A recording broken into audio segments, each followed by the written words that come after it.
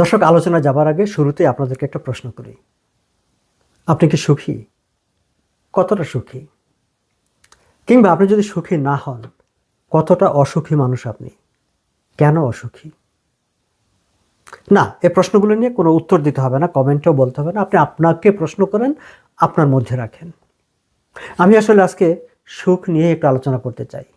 সুখ নিয়ে আলোচনা করতে চাই মানে, গত দুদিন আগে আপনারা জেনে থাকবেন যে ওয়ার্ল্ড হ্যাপিনেস রিপোর্ট নামে একটা রিপোর্ট প্রকাশিত হয়েছে, যে রিপোর্টে কানাডার অবস্থান বলা হয়েছে 25th। আগের বছরে কানাডার অবস্থান ছিল 18তম।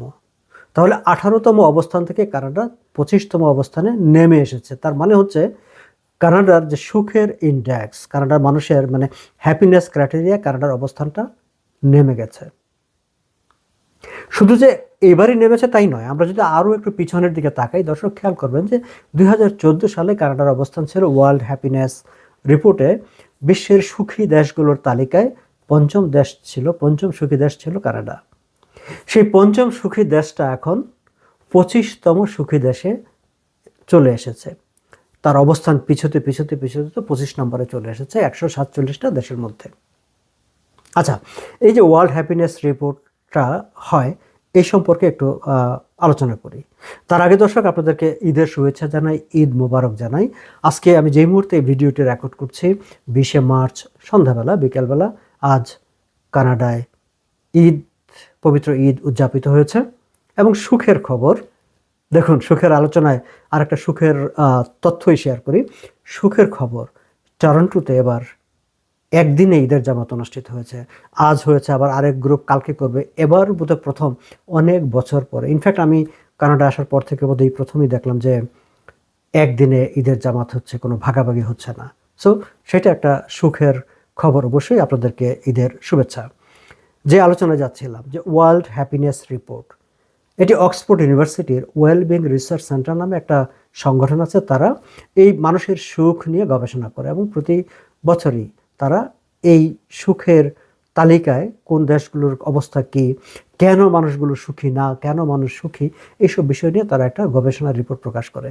এইবারের রিপোর্টে বরাবরের মতো গত 9 বছর ধরে টানা ফিনল্যান্ড শীর্ষ তালিকায় আছে, এবারও শীর্ষ তালিকায় আছেন। কিন্তু বাংলাদেশের অবস্থান, বাংলাদেশের প্রসঙ্গটা আমি এখানে আনবো না। কানাডার অবস্থান হচ্ছে এখন 25তম। আরেকটা ইন্টারেস্টিং তথ্য শেয়ার করি আপনাদের সঙ্গে। কানাডাতে অনেকগুলো প্রভিন্স আছে, আপনারা জানেন। কুইবেক হচ্ছে the happiest Province in the country.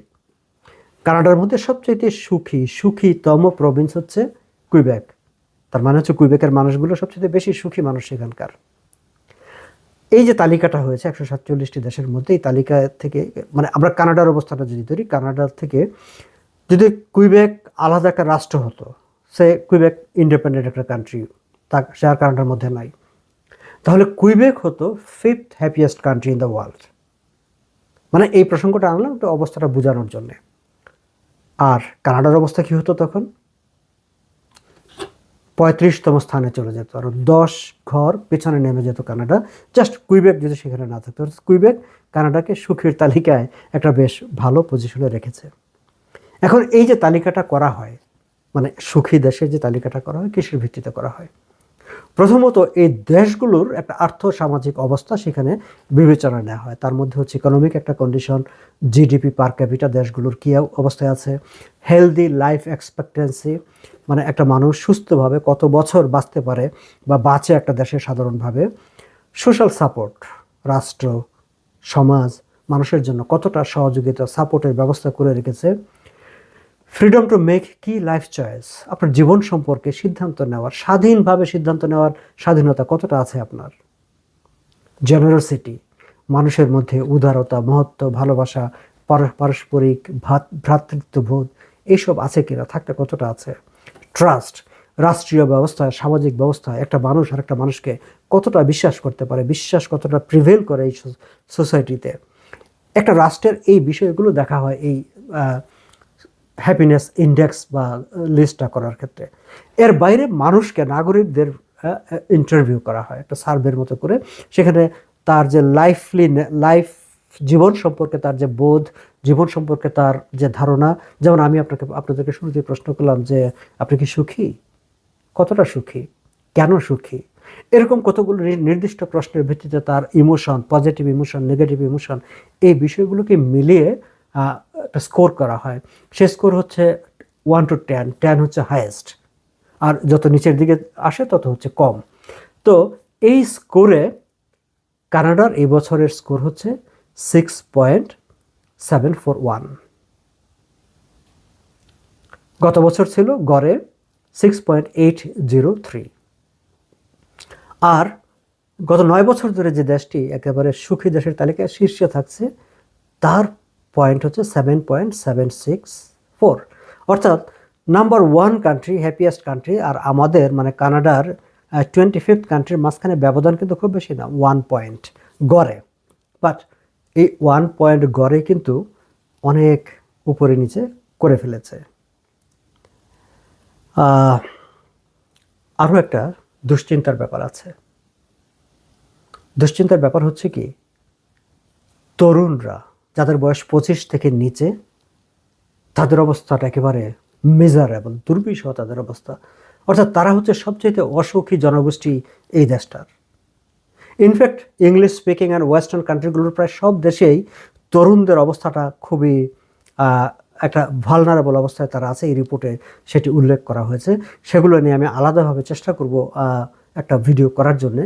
কিন্তু আজকে আমি এখানে শুধু একটু আপনাদেরকে ধারণা দিয়ে রাখি যে এই রিপোর্টে যে কথাগুলো বলা হয়েছে, সেখানে বলা হচ্ছে যে এই 25 বছরের কম বয়সী এদেরকে যদি আমরা আলাদাভাবে তালিকাটা করি, just the people under 25 years old এই কানাডাতে, তাহলে কানাডার অবস্থা কোথায় যায় জানেন? সুখী দেশের তালিকায় 71। Can you imagine? মানে আমাদের 25 বছর বয়সের নিচের ছেলেমেয়েরা, অর্থাৎ আমাদের সন্তানরা কী অবস্থায় আছে আমরা কি তার খবর রাখি? কিন্তু এই রিপোর্ট কিন্তু আমাদেরকে চোখে আঙ্গুল দিয়ে দেখিয়ে দিচ্ছে যে আমাদের সন্তানরা, আমাদের ছোট ভাইয়েরা, তারা মেন্টালি হ্যাপিনেসের প্রশ্নে কতটা ভালনারেবল একটা অবস্থার মধ্যে আছে। সেই সেগুলোর ব্যাপারে খুবই নজর দেওয়ার ব্যাপার আছে। এখন কেন এই যে আমাদের তরুণরা অসুখী, কিংবা আমাদের এই যে সুখের তালিকায় আমরা ক্রমশ পিছিয়ে পড়ছি, অনেকগুলো কারণ আছে।